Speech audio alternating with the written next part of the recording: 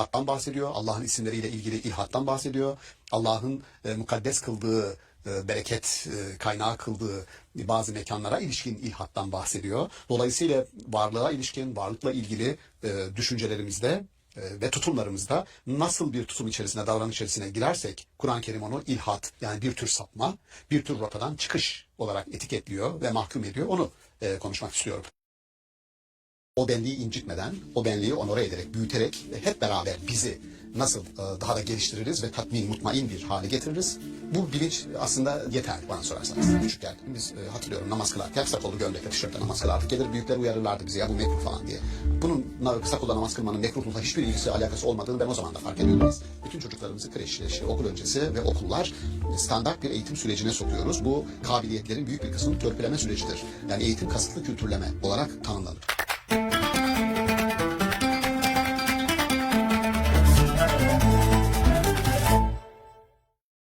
İstanbul Okulu'ndan herkese merhaba. Sevgili seyirciler, bugün Şems Suresi 7. ayet bağlamında ben, benlik ve biz kavramları üzerine konuşacağız. Konuğumuz Profesör Doktor Şaban Ali Düzgün.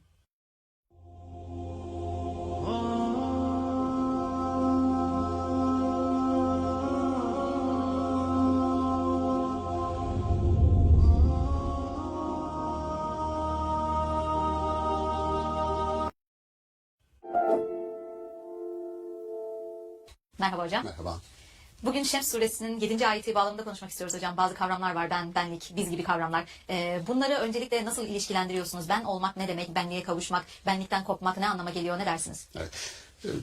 Ayetteki ve nefsin ve ma sevvaha tek bir ayeti burada konu edinip ondan sonra onu büyütmek istiyorum. Sevvaha kelimesi özellikle nefse verilen güçleri, kuvvetleri, onun tesviye edilmesini içeriyor. Bu o benlik filozofu diye 20. yüzyılın bildiğimiz ve neden böyle bir benlik vurgusuna yöneldi bu filozof diye düşündüğümüzde aslında bugünkü konuşacağımız konu öyle insanın derununu, psikolojik iç yapısını deşifre edelim. Onun ötesinde bir anlam vermeye çalışacağım ben ona. Muhammed İkbal'den bahsediyorum. Muhammed İkbal'in meşhur Türkçe'ye de aktarılan İş Bankası yayınlarından çıktığı büyük eserlerin çoğu.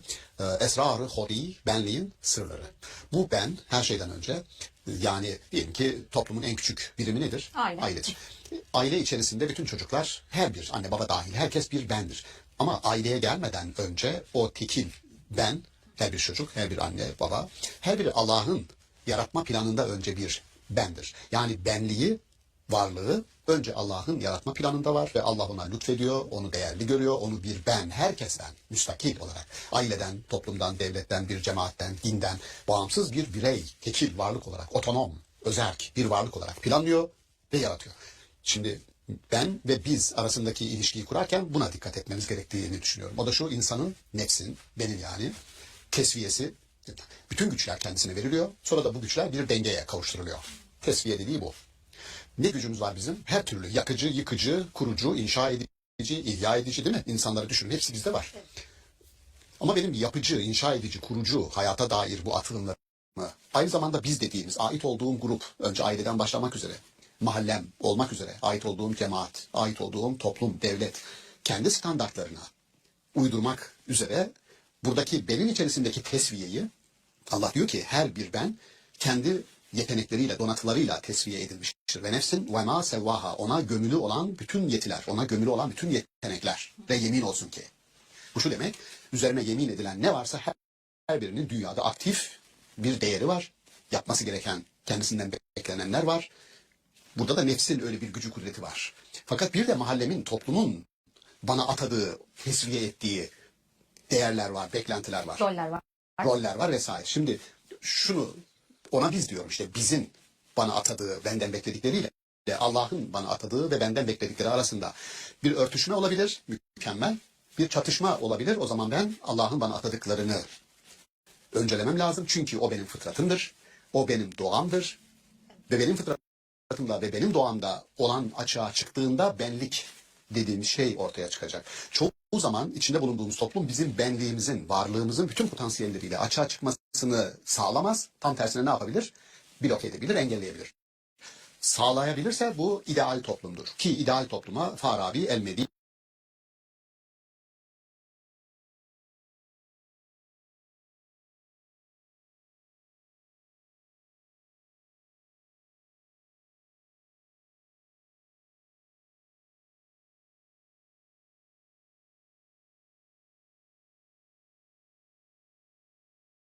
muhibbine el fadıla diyor. İdeal, erdemli toplum.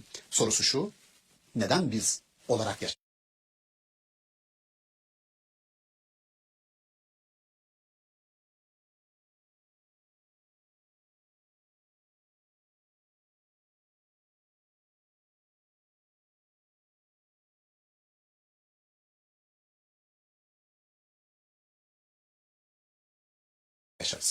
Benler neden biz olarak yaşar? Neden toplu halde yaşar? Neden devlet oluruz?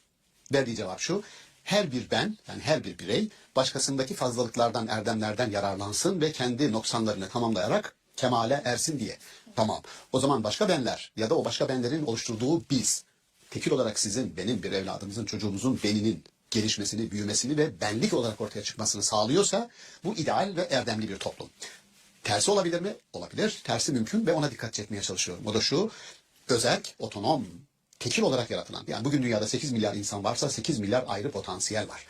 8 milyar ayrı benlik var. 8 milyar ayrı saygınlık var. Öyle bakmak lazım. Ama biz standartize ediyoruz. Standart şudur, herkes bu standartlara uyacak. Toplum olmak böyle bir şey diyoruz. Fakat burada işte risk şu, bizim belirlediğimiz standartlarla insanın kendi fıtrat ayarlarındaki standartlar çoğu zaman örtüşmüyor. Maalesef. O zaman izin verin, o zaman müsaade edin. O tekil bireyin kendi fıtratında, ayarlarında gizli olan kabiliyetleri, düşünce, tutum ve davranış olarak açığa çıkacak olan kabiliyetleri bırakınız, açığa vursun, bırakınız Bunun için geliştirsin. bir alan oluşturmak Bir gerekiyor. alan yaratın Evet. ona. Her yeni olan, her sizin düşünce standardınıza, davranış standardınıza uymayan her şeyi boğmaya kalkmayın, çabalamayın. O benim benlik olarak dışarıda tezahürüne, tecellisine imkan verin. Burada dikkat çekmek istediğim nokta buydu. Onun için mesela Kur'an-ı Kerim inşirahtan bahseder. İnşirah bir şerh, teşrih eski bizim metinlerimizde operasyon ameliyat demek. Bir açıyorsunuz, yani şöyle diyelim, benim toplumun benden beklentileri var, bana dayatıyor onları ve zaman içerisinde o tortular, o beklentiler benim o fıtrat ayarlarıma uygun olmayacak şekilde gelip bana yerleşiyor. I'm standing here in Balochistan, in Las Bela, where humanity, with its partner Bondi Shams, has just deployed 5 water boxes. In this community that is drought-stricken, the floods came, left a mess. It's unbelievable that this place exists in Pakistan. At Humanity, we have built water wells, hand pumps, provide water tanks and bottled water in various regions, including Pakistan. This Ramadan, when you think about yourself, you think about the sacrifices that you're making, I want you to think about the people and the children right here in Las Bela, in Balochistan. Your $25 can provide access to clean water to 25 children. So we're appealing to you for humanity. When you donate to humanity, you're providing opportunity to save lives all across the globe. Here in Balochistan, this Ramadan, I want you to think about the people and the children right here in Las Bela. We're counting on you, inshallah.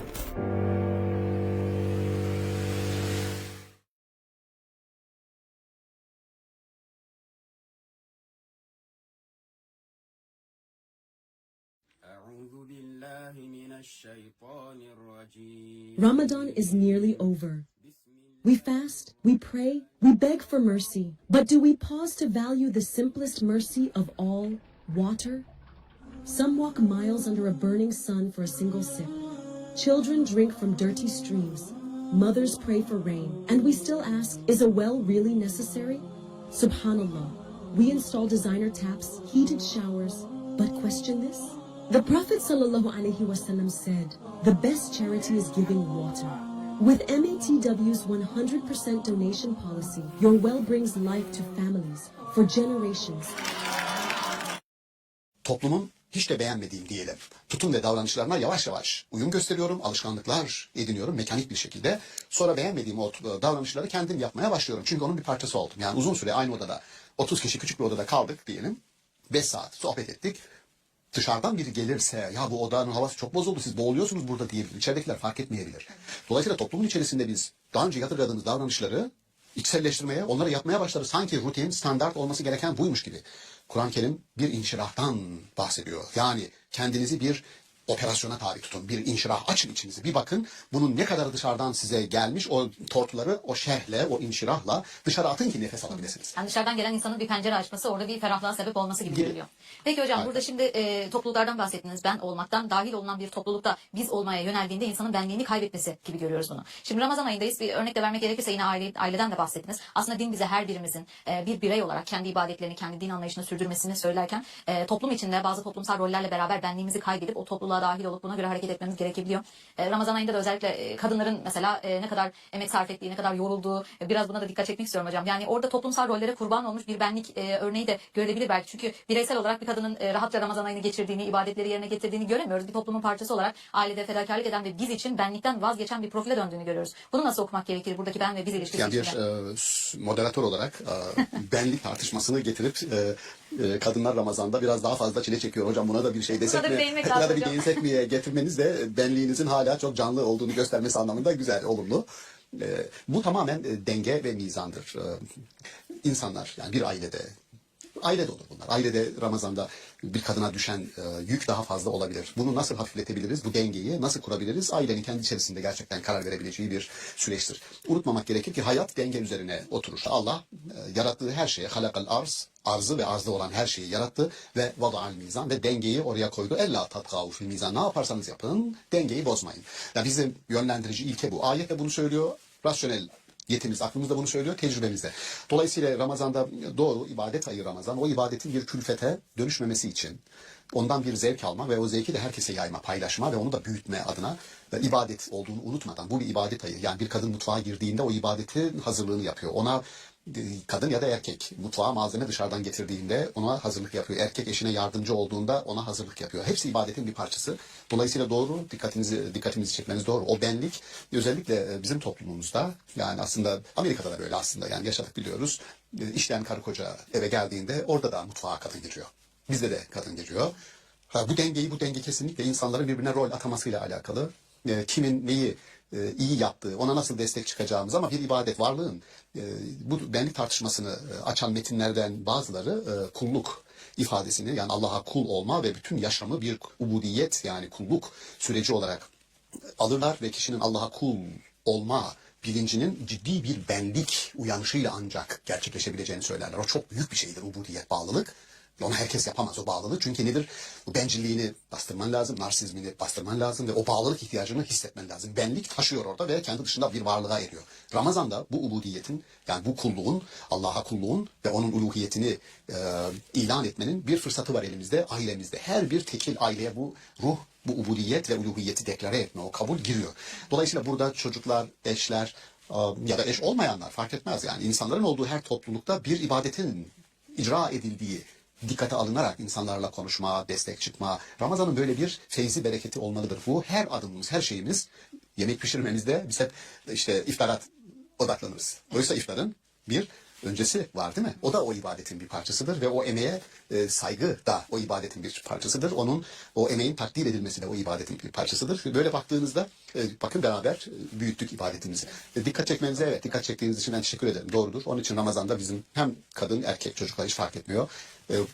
Bir tatmin içerisinde, itminan içerisinde o benlikleri, kadın benliği, çocuk benliği, kocanın benliği fark etmeden herkesin kendi içerisinde bir özü cevher var her benliğin. O benliği incitmeden, o benliği onore ederek, büyüterek hep beraber bizi nasıl daha da geliştiririz ve tatmin, mutmain bir hale getiririz. Bu bilinç aslında yeter bana Evet, çok sorarsanız. kıymetli bence hocam. Bir noktaya daha dikkat çekmek istiyorum. Yine siz belki burada ben ve biz olayına işte bir topluluğa giren bireylerin benliğinden uzaklaşma olarak ifade ettiniz ama benim yine dikkat çekmek istediğim başka bir konu da aslında çocukların da bireyliği. Yani bunu da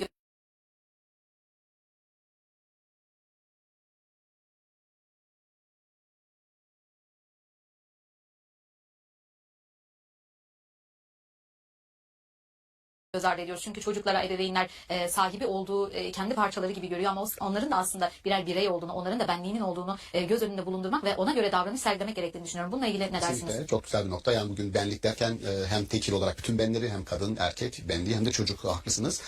Çok zor bir şey. O benlik tamam o bir bendir ve onu o beniyle büyütme bizim arzumuzdur. Anne ve babanın her bir çocuğuna yaşı ne olursa olsun müdahalesi onu geliştirme, büyütme amacını taşır. Ama şöyle bir sıkıntımız var. İşte zor tarafı o. Gerçekten o çocuğun potansiyelinin nasıl açığa çıkarılacağı ve açığa çıkarıldığında hangi aktüel alanlarda kendini en iyi şekilde göstereceğini ölçme ve değerlendirme konusunda sıkıntılarımız var. Yani bunu ölçen ve değerlendiren ölçekler var dünyada geliştirilmiş. Yani bu çocuğun müziğe mi kabiliyeti var? Resme mi kabiliyeti var? Felsefeye mi? Bir mühendislik, zihinsel bir şey mi? Yoksa el becerisi mi? Pratik zeka mı? Teorik zeka mı? Bütün bunları ölçen ölçekler var aslında. Dolayısıyla bu da destek almak lazım ve çocuklarımızın o ben dediğimiz o kendi iç tesviyesinin, fıtratının nasıl büyütüleceği konusunda bir zihin yormakta fayda var. Bu göz kararı olabilecek bir şey değil. Biz bütün çocuklarımızı kreşte, işte okul öncesi ve okullar standart bir eğitim sürecine sokuyoruz. Bu kabiliyetlerin büyük bir kısmını törpüleme sürecidir. Yani eğitim kasıtlı kültürleme olarak tanımlanır. Kasıtlı kültürleme. Ve o kültürü kasıtlı olarak temel kültürü hepsine ver. Onu anlarım. Ama ondan sonra birbirinden ayrışmaya başladıkları noktada şimdi diyelim 2-3 tane dünyada kabiliyetli çok iyi olanları üniversiteye yönlendiriyorsun. Daha düşük olanları işte meslek liselerine yönlendiriyorsun. Daha düşük olanlar hiçbirisine gitmiyor. Bırakıp terk edip gidiyor. Neredeyse bütün dünyada benzer uygulamalar var. Ama bu yeterli değil, işte onu söylüyorum. Bu yeterli değil. İşte sanat bunun dışında tutuluyor mesela. Yetenekli alıyor. O bile yeterli değil. Yani Ama geliştirilecek meziyetler de var. Evet, yani ölçekler geliştirmek lazım. Sadece anne babanın insafına bırakmamak lazım. Ama anne babanın o beni, yani çocuklar özel yetenekler, işte biz IQ, EQ, bütün bunları tartışırken bir de CQ diye bir şey var. Yani curiosity quiz diye, merak zekası. Merak zekası çocuklarda var. İleri yaşlarda bu zekanın öldüğü, artık merak edip sormuyoruz bile biz. Ama çocuklar bizi bıktıracak şekilde o merak zekasını çalıştırıyor. O zekanın devamını sağlayacak şekilde çocukların o yaratıcılığını, o sordukları soruların kalitesinden aslında onun yönünü, kendi kabiliyetini size vermeye çalışıyor. Sorularını derle topla, 50 soru sordu. Al onları ve bu çocuk sorduğu sorular bunlar. Demek ki bu çocuk bu yönde kabiliyeti var. Çünkü biz insanın tabula rasa olarak, boş bir zihin olarak dünyaya gelmediğini biliyoruz. Belli kabiliyetler o çocukta olabiliyor. Zeka anlamında. Mizaç var, karakter. Mizaç, karakter her birinde farklılaşabiliyor. Potansiyeli var ama işlemenize bağlı. İşlediğiniz bir potansiyeldir. O potansiyel sizle ilgili değil. Anne babayla ilgili değil. O potansiyel doğuştan getirdiği bir şey var.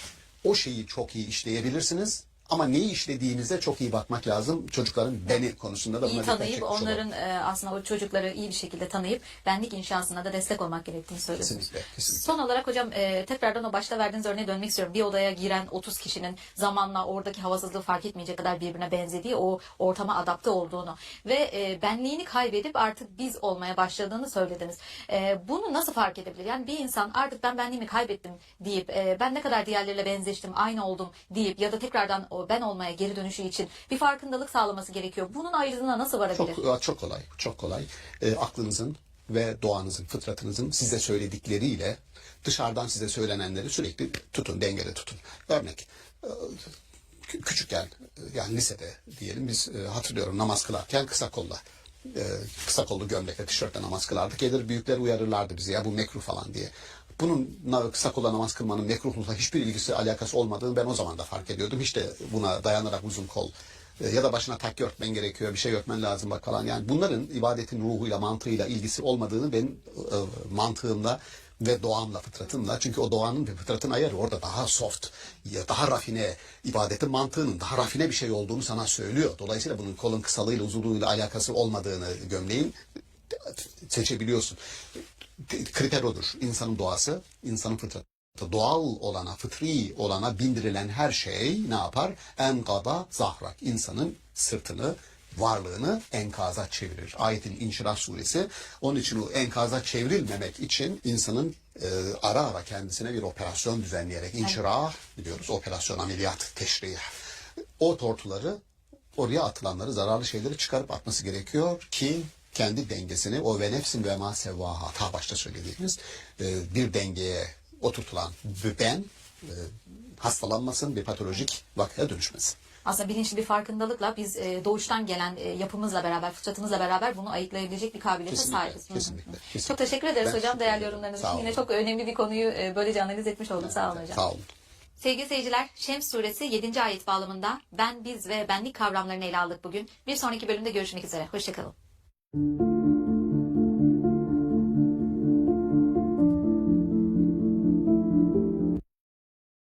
أنا اسمي نور فهد محمد عبد الوقائد نازح من الشعب.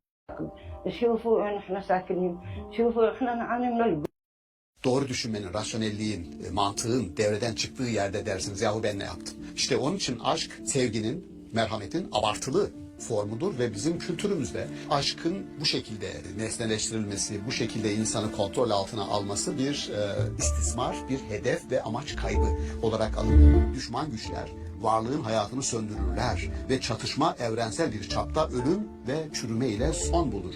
Bütünlüğü dağılan tabiatın hayat ağacının kökü günah, yeşermesi hastalık, meyvesi ölümdür. İster iki kişi arasında, karı koca arasındaki sevgiden, muhabbetten bahsedelim. İstersek toplumsal anlamda birlikte yaşayan ama her biri ayrı dünyaların insanları olan insanlar arasındaki ilişkiden bahsedelim. Kur'an-ı Kerim iki kelimenin altını çiziyor burada. Bir,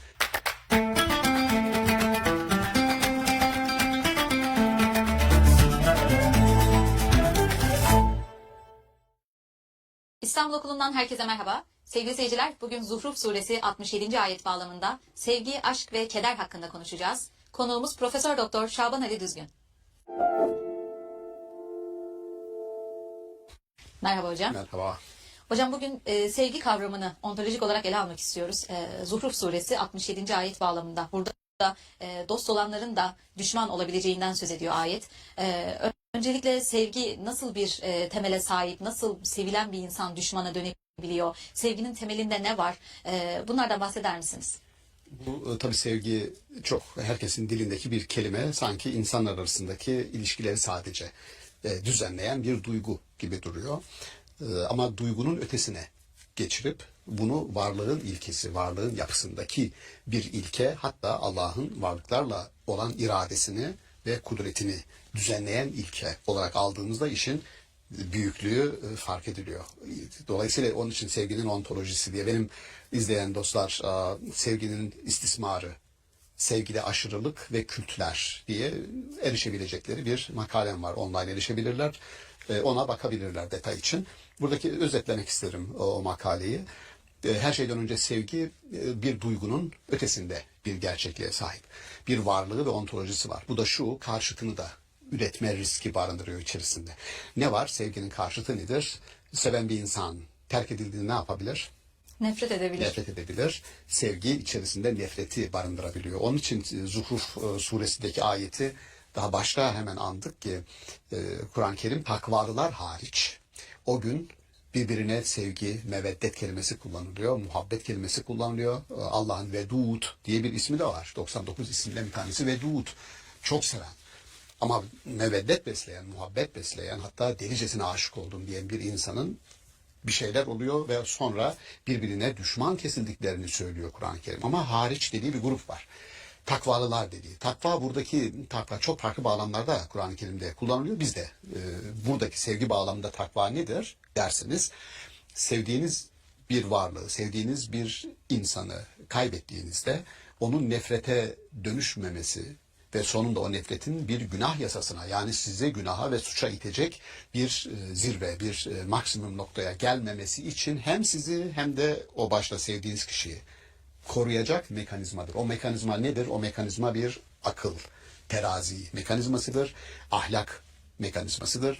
Dolayısıyla sevginin sınırları aslında aklın ve ahlakın sınırları içerisinde görülmelidir ki o sevgi severken de o sınırlar içerisinde tutacağız, onu seveceğiz. Aklın sınırlar içerisinde, ahlakın sınırlar içerisinde. O ahlak dediğim içerisinde adaleti de barındırır, merhameti de barındırır.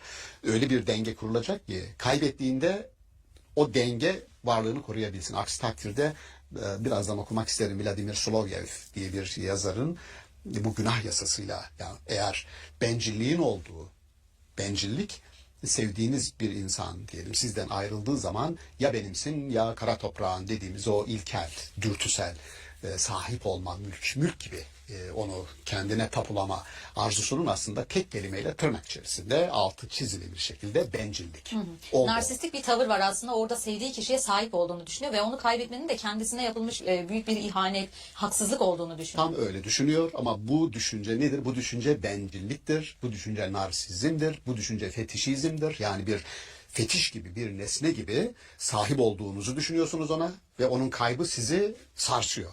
Oysa bunların hepsi Bencilliğin kendisi nihayetinde sizi işte Solovyev'in o dediğim günah yasası dediği yasa işliyor ve günahı çağırıyor. En sonunda gidip büyük bir günaha ve suça bulaşıyorsunuz. O bencillikle ve narsizmle ve fetişizmle. Dolayısıyla şimdi kim bekler ya? Yani bir insanı sevginin içerisinde nefreti ve günahı da barındırabileceğini, ama ben çok sevdiğim Halil Cibran'ın o Ermiş kitabında sevinç ve keder arasında bir önce karşıtlık kuruyor. Yani fakat sonra diyor ki çok karşıt değiller diyor. Sevinciniz diyor ne kadar derin ise o kadar kederi içine alacaktır. Kederiniz ne kadar çok derinse o kadar çok sevinci içine alacaktır. Ne kadar çok derinleştirirseniz karşıtını o kadar çok içine alma gücüne kavuşur diyor. İşte şimdi sevginin abartılı formu nedir? Aşktır. Dolayısıyla aşkın içerisinde merhamet yoktur. Aşkın içerisinde rasyonalite yoktur. Aşk bilerek bir bilinç kaybıdır aslında. Çünkü rasyonel düşünmezsiniz. Niye bunu diyorum? Çünkü insan normal bir şeyi düşünür ve yapar. Aşkta öyle değil. Önce yaparsınız, sonra düşünmeye başlarsınız. Bu iş iradenin tersine çevrilmiş halidir. Çünkü o belki de tadı oradadır. Yani aldatıcılığı oradadır. Fakat sonra dersiniz ki ben ne yaptım? Ben ne yaptım dediğinizde iradenin devreden çıktığı yerlerde ben ne yaptım? Doğru düşünmenin, rasyonelliğin, mantığın devreden çıktığı yerde dersiniz yahu ben ne yaptım? İşte onun için aşk sevginin, merhametin abartılı formudur ve bizim kültürümüzde aşkın bu şekilde nesneleştirilmesi, bu şekilde insanı kontrol altına alması bir istismar, bir hedef ve amaç kaybı olarak alınıyor. Şunu tekrar etmek isterim. Sevgi kelimesi ki ben sevgi kelimesini yerine göre bazen muhabbet karşılığı kullanıyoruz. Bazen meveddet, Allah'ın Vedud isminden türemiş olarak onun karşılığında kullanıyoruz. Bazen merhamet karşılığında kullanıyoruz. Arapçada bu yelpaze daha geniş. Türkçede fazla kelimemiz yok bunun için. Sevgi kelimesini orada hepsine karşılık gelecek şekilde kullanıyoruz. Ama onun yapısını incelediğimizde şunu önemsiyorum. Allah'ın alemi yaratmayı irade etmesi, sonra yaratırken kudretini kullanması, bütün bunları bizim Kindi gibi alimlerimiz, İbn Miskeveh gibi alimlerimiz çok doğru bir şekilde o süreçlerin hepsine Allah'ın merhameti, muhabbeti, meveddeti eşlik etmiştir der. Dolayısıyla bu bir taklidimiz olsun. Bizim yatay düzlemde insanlarla ilişkimizde de irademiz, yani onlara ilişkin bir irade beyanı, onlara ilişkin bir yönelimimiz içerisinde muhabbeti, meveddeti ve merhameti barındırsın. Bir şeye gücümüz, kudretimiz yetiyor diyelim, bizden daha zayıf olana yönelen bir kudretimiz var. O kudrete bu sevgi, bu merhamet eşlik etsin. Tıpkı Allah'ınki gibi. Her şeyi kahretmeye gücü yeter Allah'ın. Hadi birden kahretsin. Hepsini yok etsin. Öyle bir şey hiç olmadı, olmayacak da. Bakınız, dolayısıyla güç, kudret gibi, bakın içerisinde ne var? Güç ve kudret. Yanına ne koyuyorsunuz? Merhameti koyuyorsunuz. Böylece Dengeliyor bütün aslında. varlığın mayasında bu vardır da bizim alimlerimiz. İşte Kindi ve İbn Miskeveh bunu en fazla ele alan isimler. Mayada. Neyle mayaladınız? İnsanın mayasında da bu var, varlığın mayasında da bu var, Allah'ın varlıklarla ilişkisini belirleyen o bağın mayasında da var. Ne var? Sevgi var, merhamet var, muhabbet var, meveddet var diyor. Mükemmel. Peki risk şuradaydı. Ayet bize söylüyor. Başka bir ayet-i kerimeyi daha anmak isterim burada. O da şudur, amaçla alakalıdır. Yeryüzündeki her şeyi onlara verseydin, aralarında birbirlerine karşı bir muhabbet, bir sevgi yaratamazdın. İnsanlar, bu toplumsal birlik, toplumsal ülfet anlamında kullanılıyor. Düşünün, toplum var ve birbirlerinden nefret ediyor, birbirlerini sevmiyor, parçalanıyor, atomize oluyor. Şimdi diyor ki Allah, sen bütün dünyaları maddi anlamda onlara verseydin, yani bütün zenginlikleri yaratsaydınız herkes için, yine de birbirlerine muhabbet duymazlardı, birbirlerini sevmezlerdi. Tam tersi rekabet daha da kızışır, insanın kurdu olmaya devam ederdi. Ama biz onların arasına bir muhabbet koyduk ve bir olduklarını fark ettiler diyor. Toplumsal anlamda birliğin, bu muhabbetin varlığı nedir? Buna da amaç birliği deniyor. Yani bir amaç yaratırsanız insan, bu karı koca için de böyledir. Karı koca için de bu sevgi, birbirimizi seviyoruz. Zun ötesine geçen bir şey atanması lazım burada. Okuduğumuz ayetler bize bir şey öğretiyor. İster iki kişi arasında, karı koca arasındaki sevgiden, muhabbetten bahsedelim. İstersek toplumsal anlamda birlikte yaşayan ama her biri ayrı dünyaların insanları olan insanlar arasındaki ilişkiden bahsedelim. Kur'an-ı Kerim iki kelimenin altını çiziyor burada. Bir, takva. Yani her durumda karı, koca ve koca karı ikisi Birbirinin haklarını, hukukunu gözetecek, koruyacak. Takva bu, koruma. Yani bencillik yok. Önce ben değil. Karşılıklı bir koruma olacak. 2, birlikteliğimize bir amaç atayacağız. Hocam burada hem toplumsal hem de bireysel olarak sevgi bağından bahsediyorsunuz. Birçok da kavramdan bahsettiniz. Ahlak, irade, adalet gibi. Şimdi ahlakın temeline genelde sevgiyi yerleştirdiğimiz için, ahlaklı bir davranış için, ahlaklı davrandığımız kişiye karşı bir sevgimizin, muhabbetimizin olması gerektiğine inanıyoruz. Ve burada sevginin bittiği yerde de ahlakın temelinden sarsıldığını, yıkıldığını en çok da ayrılıklarda görüyoruz aslında. Yani bir ebeveyn çocuk ilişkisinden ziyade eşler arasında görülen bir ayrılığın, sevginin bitmesi durumunun ahlaksızlıkla, birbirine karşı daha merhametsizce davranışlara döndüğünü görüyoruz. Burada bunun olmaması için, yani ahlakın temeline sevgiden başka bir şey mi koymamız gerekiyor? Kesinlikle öyle görünüyor. Yani şöyle, insanlar arasındaki ilişki bir merhamet ilişkisidir, bir muhabbet ilişkisidir. Ama bunu yani bunlar birer şunu söyledik, duygu değil. Duygunun ötesinde, varlığın doğasında, yasasında olan bir şeyden bahsediyoruz. Dolayısıyla kontrol etmemiz gerekir. Bunun duyguları kontrol edersiniz. Kontrol ötesinde daha bir şey, daha köklü bir şey var. Her bir varlık kendisi müstakil bir varlıktır. Yani eşler. Ayrıldığı zaman bu sevginin sevgi içinde nefreti barındırıyor. Yani ilginç, dedim ya, sevinç ve kederdeki gibi. Sevginiz ne kadar derin ise ki işte burada başlıyor dengesizlik. Dedim ya, bir koruma mekanizması, sevgiyi de sevenleri de koruyan bir mekanizma. O mekanizma nedir? Ahlak ilkeleri de, ahlak yasası orada çalışır. Rasyonel, makul, rasyonel insanın denge kuran, dengeyi sağlayan mekanizması da orada çalışır.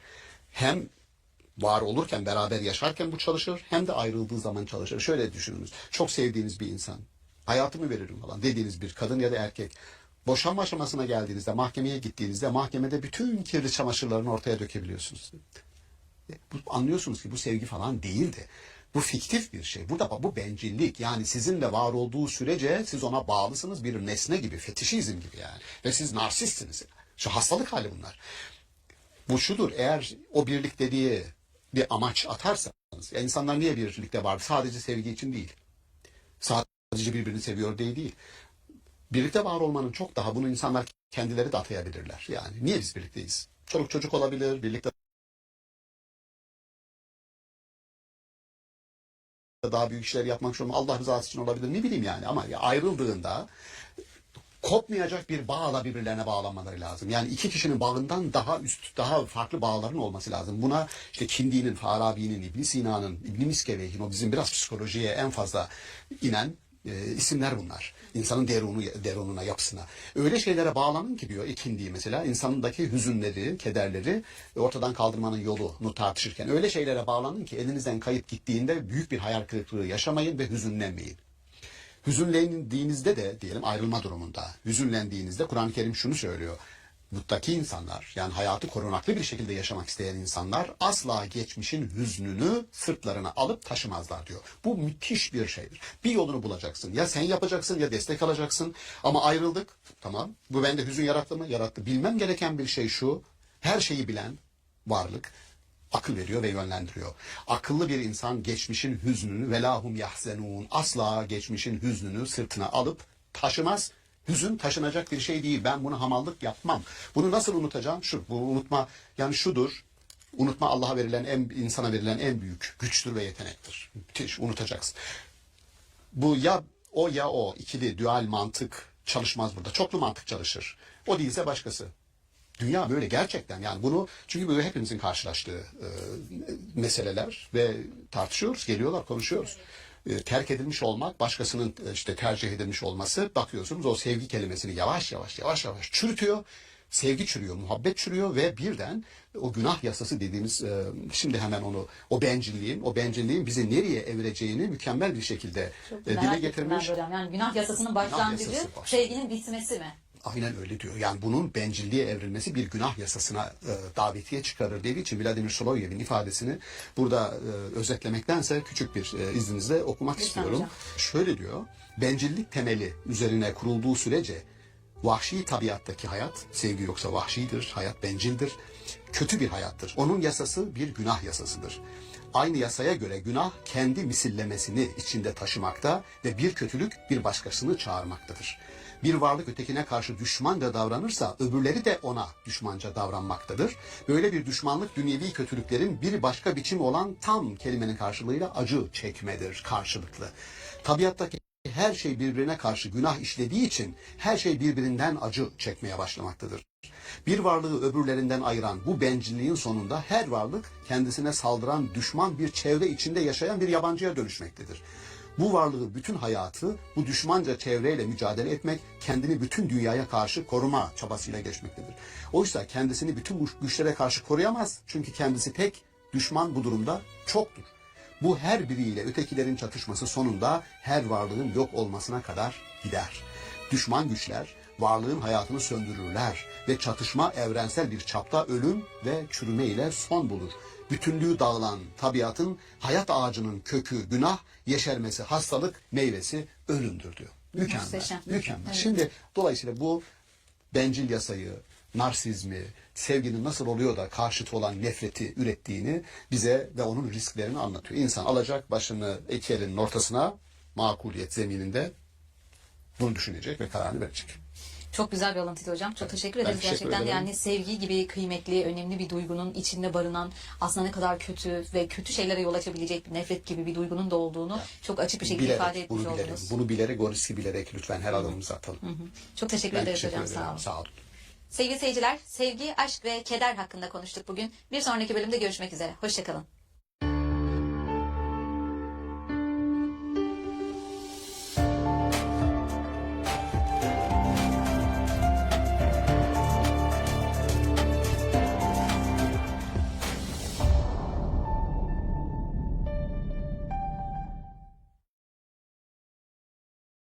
Well, here we are again, wondering, is this job right for me? Everyone gets itchy feet, especially in their first job. But you could try LinkedIn Job Collections. They've got loads of roles tailored to your interests, like career progression. If you're looking for a new role, LinkedIn knows how. Şimdi Kur'an-ı Kerim bu külli bütün olana emir diyor. Şuradan damla damla inene ruh diyor. Şu emir Allah'ın külli bilgisidir. Bu bilgiden insanlara eriştirilene, ulaştırılana ruh diyor. Nefisle ruh arasında nasıl bir ilişki var? Maturidi ince işliyor orayı. Nefis diyor insanın kendisidir. İnsanın iyiliğe ve kötülüğe eğilim bir yapısı var. Tamam, bu yapı nedir? İnsan. Yani nefs. Bir insanı öldürdüğüm zaman vicdanım, içimdeki işte o ses bana ya sen ne yaptın falan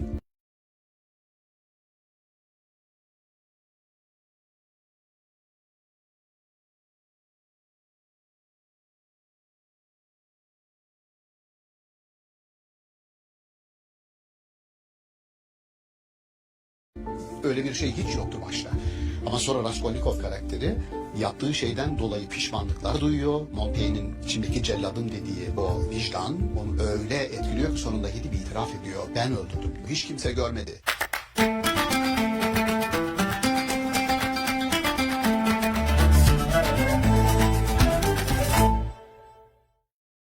İstanbul Okulu'ndan herkese merhaba. Sevgili seyirciler, bugün Kur'an-ı Kerim'de geçen nefs kavramını ruh ve nefis ilişkisi bağlamında değerlendireceğiz. Konuğumuz Profesör Doktor Şaban Ali Düzgün. Merhaba hocam. Merhaba. Hocam ruh ve nefis kavramlarını bugün değerlendirmek istiyoruz sizinle. Biz iki kavramı da kullanıyoruz aslında. Bu ikisinin arasında nasıl bir ilişki var, nasıl bir bağlantı var? Ne dersiniz ruh ve nefis için? Evet, Kur'an-ı Kerim iki kelimeyi de kullanıyor. Felsefede de, kelamda da iki kelime kullanılıyor. Aralarında keskin ayrım yapanlar da var. Birbirinin yerine kullananlar da var. Yani İbn Sina'da örneğin nefs yerine bazen ruhu, ruh yerine nefsi kullandığını görüyoruz. Ama mahiyetlerini açıklarken, fonksiyonlarını sonra açıklarken birbirinden ayrıldığını da görüyoruz. Gazali'de ikisini birbiriyle örtüştüğünü görüyoruz. Maturidi'de ikisinin birbirinden tamamen ayrı ele alındığını görüyoruz. Keskin ayrımın yapılması biraz Eflatun, Saint Augustine, Descartes bildiğimiz felsefe geleneğinde orada çok keskin bir ayrım var. Bunlar da neredeyse birbiriyle fonksiyon olarak bile yani hem mahiyetleri ne oldukları birbirinden tamamen ayrı hem de fonksiyonları birbirinden ayrı. Bizim kültürümüzde mahiyetleri birbirinden farklı olsa da fonksiyonlarını icra ederken çok yakın, gerçekten bazen birbirinden ayırmanın imkansız olduğu bir açıklamalar geliyor arkasından. Bunu bir sanki kültürümüzde bir kafa karışıklığı var. Mesela insanın canlılığını veren şey nedir dediğimizde ruhdur diyoruz. Yani bir beden ve ruh ayırdığınız zaman. Peki nefs burada nereye düşüyor dediğimizde, nefse ağırlıklı olarak ve yanlış olarak bizim kültürümüz, İşte nefsim bunu bana kötülük yaptıysa özellikle nefsime uydum diyor. Sanki nefis bir kötülük merkezi. Orada kötülükler Pandora'nın kutusu gibi orada ve o işte açınca kapağını, yani uyunca ona çıkıyor, sökülü diyor. Öyle bir şey yok. Yani İçsel, nefis, dürtüsel, olumsuz bir taraf gibi görüyoruz. aynen içsel, dürtüsel bir tür libido merkezi gibi, psikanalizdeki gibi öyle bir şey yok. Nefs aslında insanın kendisidir. Bunu Şah Veliyullah Eddehlevi çok güzel bir ayrım yapar. İnsan anlamında kullandığımız neseme. Neseme kelimesi bugün Arapçada mesela Ankara'nın nüfusu kaçtır diye sorduğunuz zaman kem nesemetu Ankara dersiniz yani. Ankara'daki insan sayısı. Neseme bildiğiniz insan anlamında kullanılıyor ve Şah Veliyullah ruh nefis ilişkisini tartıştığı yerde bildiğiniz nefse tam insan diyor. Bir doktora tezi yaptırdım ben nefs konusunda müstakil. Yani Türkiye'de yapılan en iyi çalışmalardan birisi olduğunu çok rahat söyleyebilirim. Tuğba Günal yaptı. Orada nefsin insan anlamına geldiğini, bir kötülük merkezi olarak almanın çok yanlış olduğunu, tabii bu değil sadece ama en azından konuştuğumuz bağlamda bunu söylemem lazım. Peki şu nefsin mertebeleri, işte levvame, önce emmare, sonra levvame, mülhime, mutmainne, radiye, mardiye vesaire diye ayırmalar, bu aslında kişinin kendisi ya. Yani bir insan görürsünüz sürekli kötülük peşindedir. Bu emmare, yani Allah'ın insana doğuştan iki yetiyi yüklediği kabul edilir. Yani insan olmak bunu gerektirir. Nedir o iki yeti? İyiliğe de kötülüğe de meyyaldir. Buna kelam geleneğimiz iyiliğe eğilime mülayemet, kötülüğe eğilime de münakeret. Münakeret dediği nekir, yani çirkin şeyler. Şimdi bir insan düşünün, sürekli belki arzu etmiyor ama içine doğduğu ortam belki onu gerektirdi. Çünkü insan çevresinin çocuğu. Sürekli kötülükleri göre bir eğitim sürecinde öyle düşün. Sürekli kötülük yapıyor. Bu onun nefsi emmare bir nefisi. Öyle değil ya, bu adam kötülüklerin içerisinde doğdu ve oradan kendini kurtaramadı, emmare.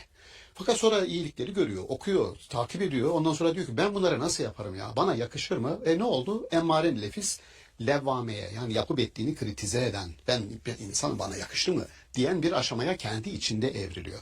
Sonra iyilikler kısmı artmaya başlıyor bu sefer, mülhime olmaya başlıyor. Öyle bir aşamaya geliyor ki razıye, hem mardiye arkasından geliyor. Şimdi yani razı olunan eylemler artık ondan sadır olmaya başlıyor, çıkmaya başlıyor. Hem insanların razı olduğu, hem Allah'ın razı olduğu, hem kendisinin razı olduğu. En sonunda da kamil bir aşamaya geliyor. Bu adamı zorlasan da bir kötülük yaptıramazsın. Ne oldu? Aslında bir nefsin içeride sanki bir nefis var. Biz onu aldık ve bir sürece tabi tuttuk. Kötülükten iyiliğe evirdik. Öyle bir şey değil. Bu nefis dediğiniz insan ve onu eğitirseniz bu hale gelir. Peki nefisle ruh arasında nasıl bir ilişki var? Şimdi Maturidi bence çok ince işliyor orayı. Nefis diyor insanın kendisidir. Az önce işte ayette geçen fe elhemeha fucuraha ve takvaha, orada da Maturidi konuşuyor. İnsanın iyiliğe ve kötülüğe eğilimli yapısı var. Tamam, bu yapı nedir? İnsan, yani nefs diyor. İyi de bunların yerine gelebilmesi için, bunların icra edilebilmesi için bir canlılık lazım, bir enerji lazım, bir güç lazım. O ruhtur diyor. Yani nefsin fonksiyonlarını icra edebilmesi için ve arzu ettiği bir şeyi kamil noktaya çıkarabilmesi için. Örnek, kötü bir nefis vardı, sürekli kötülük yapan nefis, yani insan. Ama istiyor ki, ya da biz ondan istiyoruz ki kardeşim aşama aşama sen gel, iyi bir insana dönüş yahu. Bunun kemal noktaya gelmesi, bu enerjinin işlenmesi için lazım olan başka bir şey var diyor. Ne o? Ruh diyor. Yani ruh bir anlamda nefsin, yani insanın fonksiyonlarını düzenleyen, fonksiyonlarını kamil bir noktaya, maksimum noktaya erişmesi için ona destek veren bir enerji, güç, rasyonel taraf. Rasyonel taraf denir ruha. Çünkü bir de beden dediğimiz bir şey var. Yani şöyle düşününüz, nefis eğer bir merkez olarak alırsak, bu nefsi insan dedik. Ama insanı bir diyorum bedensel tarafı var, bir ruhsal tarafı var. Bedensel taraf bedeni arzular.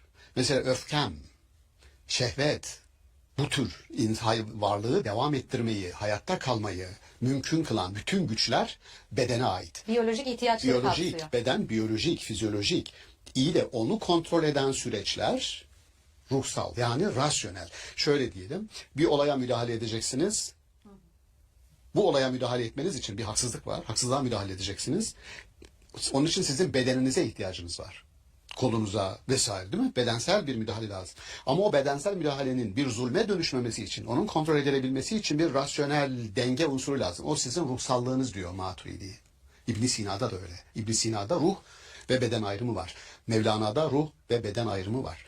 Bu ruh ve beden ayrımında işte Maturidi'de bu var. Fakat birbiriyle şunu söylemeye çalışıyorum. Descartes gibi aralarında neredeyse ilişkinin sıfırlandığı iki ayrı entite, iki ayrı mahiyet, iki ayrı fonksiyondan bahsetmiyor. Biri diğeriyle zorunlu olarak ilişkili. Birini çıkarırsan, yani ruhu fonksiyonsuz bırakırsanız nefsiniz, yani insan ölür gider. Yani nefsle insanı eşitlemiş olduk. Sonra insanı ikiye ayırdık. Bedensel taraf ve ruhsal taraf. Allah insana ruhundan üflemiştir ayeti kerimesini alimlerimiz. İnsanın bu kontrol eden, düşünen, bedensel dürtülerin nereye gidebileceğine dair o kontrolü yapan ana merkez olarak kabul ederler. Şimdi biz konuşurken başta dedik ki buna sana ruhtan soruyorlar diye başlık atalım bu bölümümüze. Bu bir ayeti kerime. Yes'elûneke anir-ruh. Sana ruhtan soruyorlar. Kul de ki er-ruhu min emri Rabbi. Rabbimin emrindendir. Ve ma utitum minel ilmi illa qalila. Ama size ilimden çok az bir şey verilmiştir. Şimdi Kur'an-ı Kerim'deki ruh kullanımı ile biz programın başından beri kullandığımız ruh, nefs ve beden arasındaki ilişki birbirinden biraz farklı. Bir ayrım meselesi yaptık biz. Çünkü nefs kullanılıyor. Ruh kullanılıyor ve bedenimiz var. Bunlar arasında nasıl bir ilişki var sorusu doğru bir soru, güzel bir soru ve ona o çerçevede bir analizimizi yaptık, anlaşıldığını düşünüyorum. Ama Kur'an-ı Kerim sana ruhtan soruyorlar dedikten sonra başka bir kelime daha var orada devreye sokulan. Meallerden bir kısmı yanlış olarak bana sorarsanız şöyle diyorlar, yani sana ruhtan soruyorlar de ki o Rabbimin emrindendir, yani bilinmez bir şey, onun Allah'ın işidir, yani bunu sorma.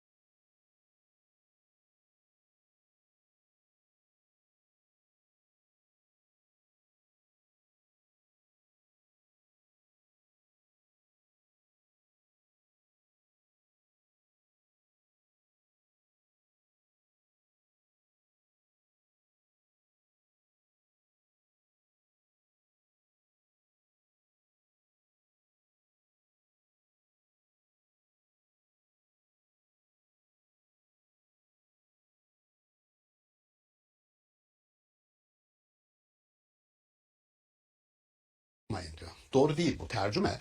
Ruh kelimesini analiz ederken Kur'an'da emir kelimesiyle birlikte analiz etmek lazım. Bunu çok iyi yapanlardan bir tanesi Muhammed İkbal'dir.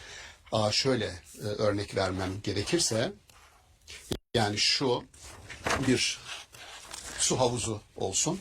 Bu havuzun altından şuradan bir delik açalım ve şuradan havuzun içinden su küçük küçük aksın. Şu havuzun suyu ile buradan akan su aynı sudur. Ama kaynak burası. Şimdi Kur'an-ı Kerim buna emir diyor, bu külli bütün.